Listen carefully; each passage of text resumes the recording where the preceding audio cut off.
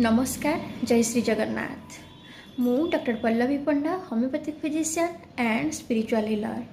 बहुत लोकंकर धारणा जे आम मसल्स बिल्ड पाई बा ताकत पाई एनिमल प्रोटीन निहाती आवश्यक।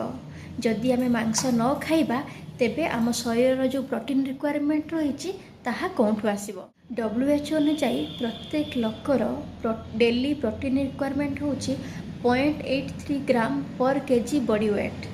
तेणु जदि 60 किलोर लोक को 50 ग्राम प्रोटीन डेली आवश्यक।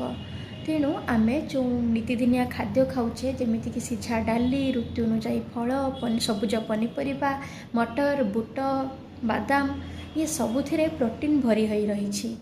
सर्भे देखा जे जो देश मानकर लोक मानकर लंजिविटी अधिक बा सुस्थता हार अधिक किंबा आम देश में जो भी शतायु लोक अच्छा से 90 to 95% वेजिटेरियन। जमीती कि इटाली, जापान, कैलिफोर्निया ये सब मोस्टली वेजिटेरियन एवं प्लांट बेस्ड डाइट रे बहुत सारा हिलिंग प्रॉपर्टीज रही जहाँकि कोलेस्ट्रॉल लेवल को कम करिवारे सहायता करे, ब्लड शुगर मैनेजमेंट करे एवं आमर वेट को बैलेंस रखिबारे मध्य सहायता करिथाए। धन्यवाद।